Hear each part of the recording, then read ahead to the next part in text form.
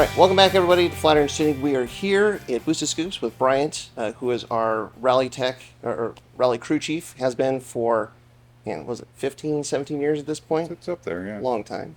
Yeah, 2 years. And so it is now 2023. The rally season is basically, it's been kicked off, Already and started, so our first event this year is going to be 100 Acre Wood.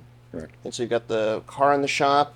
You basically brought it in after last season, and let's start there. So what, as you roll the car in, what did you find going through it? What needed to be addressed? Well, at the last event, we talked with the driver and the co-driver, see how the last couple stages were, and if there was any issues with the car. There wasn't. He did a pretty good race.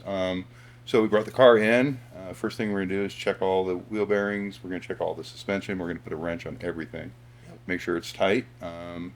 Torque down your axle nuts. If we've got any movement in the bearings or anything like that, we're going to want to address that right away. Yeah. Take inventory of what tires we have, look at brakes. So That's the thing with these rally cars is they're driven on rough roads. They're tons of vibration, jumps, bumps, rocks, you name it. And so, is that always pretty much where you start? We're checking for anything that got loose or got for damaged? the most part, we replace more suspension components on these rally cars than Yeah. we do engine and transmission components. So that's what takes the beating. So Yeah. Scott's pretty good on the track now. So Yeah. he's been good. We just got new rear suspension on it. It's been real good. Mhm. Yeah, he's happy about the car. We're happy with it. Yeah. As far as coming in for a new season, like you kind of had mentioned that there are some things, like from the safety standpoint, that, it's a new year. So there's some things, some of the safety equipment that has a lifespan, Right. so you have to kind of go through and look at all that stuff. What is your approach for that? What do you look for? Well, we want to look at all the safety items that have dates on them. So seats, seat belts. Yeah. We talk with the driver beforehand and make sure he checks his helmet and his Hans device to make sure those are up to date. But he keeps those, so we don't usually have those with the Right. race car. So we make sure that the fire suppression system is up to date. We clean out the lines, make sure there's no dirt or debris in them. So talk about the fire suppression system. So that's not just a fire extinguisher, or maybe it's a very fancy fire extinguisher. But what is that? So it's a system that's put in the car. They changed the rules 2 years ago where all rally cars have to have a pull system to where a driver and co-driver can reach it with their hands.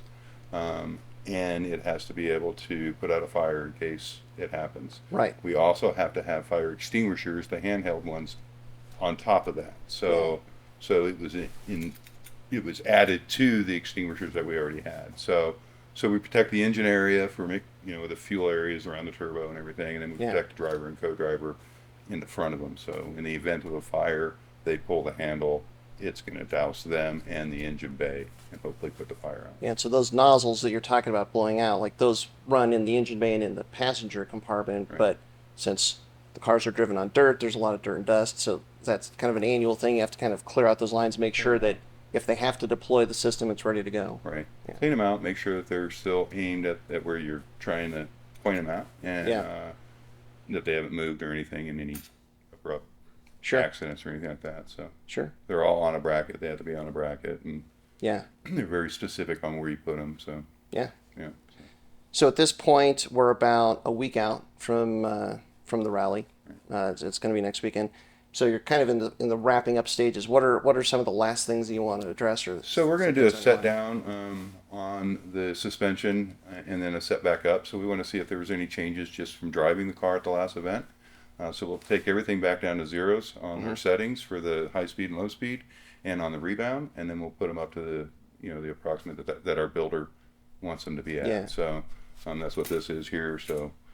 So we'll go over what they expect them to be at. We'll see if they've moved. If they've moved, then we'll kind of, why did they Set them move? Right, right. Is there damage to the system or anything? And then we'll put them right back to where we know we're comfortable that they're at that setting. And Yeah. So there should be double any checking all the suspension settings that they're where Right. they're kind of where the baseline where the driver wants them to be, and just Right. kind of checking that out. Right. And then going through tires. You said you're going through tires. Going through tires to see what we need for this event. What the surfaces are at the event, and then kind of match that up with the tires Yeah. that we have, and then whatever tires we can get. What kind of wear do you see on tires in a typical rally? Like how many tires do you take? How many spares do you typically take? I usually take at least 2 sets on Hmm. a 2-day event. If I can squeeze 3, we try to get 3 because you have to have at least a couple spares. Yeah. Um, it just depends on how rough the roads are and the jumps. Usually the tires if they get cut, they start to shred pretty quick. Yeah. So that's why we keep a ample amount. Yeah. Scott, last couple of races has been good on tires, so but he'll chew them up pretty quick too. So Sure. it doesn't take much. You're trying to get to the end of the stage and everything. And, Yeah. if you're a mile away and you can get to the end of the stage without changing the tire, that's what he's going to do. So If they have like a flat or something like Yeah. that, they'll just drive on the flat tire. Yeah. yeah. So the last flat we had was LSPR. It really wasn't even a flat. Yeah. He just dug into the tire. So Yeah. it was Okay. a mud tire, so we kind of destroyed that set. But Yeah.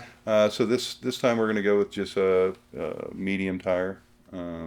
It's a gravel compound Okay. at this race, so we'll deal with a little bit of rain, but I think we'll be okay. So for 100 Acre Wood, I mean, what kind of stages are there? How many miles is it? Like, what set the scene for what the rally is like? I think this race has 126 stage miles and roughly 240 transit miles. Okay. So over 300 miles. So 351 miles, I think, is the total. And where, roughly speaking, where is it located? What city is it? It's in 2 different cities. So we'll be in Salem, Missouri, the first day, and then it kind of goes around like Steelyville, and then they'll go in Potosi. Mm-hmm. So it jumps around in different cities. We're based in 2 different setups. And being Missouri, I'm kind of thinking like a lot of trees, a lot of forest. A lot of trees. Maybe not forest roads necessarily, but just like not a lot of elevation change, but just a lot of trees, a lot of winding roads, that sort of Winding thing. roads. It's down the Ozarks, so Yeah. quite a bit of trees. How often do you run into issues with, let's see, it's March, cold weather and snow, or is it usually issues with rain? Last couple of years, it's just been with rain. Okay. Last year we did have a little bit of snow, but it didn't affect. It was just a little bit on the ground. Okay. So it didn't affect the conditions of the road or anything. So even being early in the season, not too many challenges for. Years and years ago, it used to be for weather. ice that we would show up with. And, Sure. And there was one race that Scott went to that I think he's the only one that had snow tires, and I think he won the event because of it. Yeah. And there was 2-wheel drive class cars that couldn't go up the hills backwards. So Wow. So it was an inch thick of ice. So Can be so, interesting. So yeah, we kind of want to avoid those situations. So. Sure. But we've looked at the weather. I don't think we need to take our snow tires for this event. So Right. I think we'll get with what we have. Nice. So yeah. Well, any predictions or expectations for how the event's going to go? What do you think? I think it's going to be a lower field this year. There's only 69 cars. Last year we had, I think, close to 100. Wow. So so I think it's going to be on time, which is Mhm. good. We're not going to get out of there at midnight, so Yeah. that'll be great. Scott's in the middle of the field, I think, on speed factor. So there's 7 in our class this event. So he's been pretty good. I think he's going to place. I think he'll podium. Nice. So at least that's what I'm going to cross my fingers for. Second, third, fourth, but- fifth, somewhere in there, top of the pack. Yeah, seat Nice. time. Yeah, Very cool. Yeah. Excellent. we're optimistic. Yeah. Well, we will let you get back to it, finish up going onto the car, and we'll definitely wish you luck, and hopefully we'll get some footage back. And to anybody that's watching and you're curious, stay tuned. We'll get you, a wrap-up video or follow-up video with how it all actually came to be. Yes. So, well, thanks very much for watching. Thanks for your support as always, and until next time, stay tuned with Flatirons Tuning.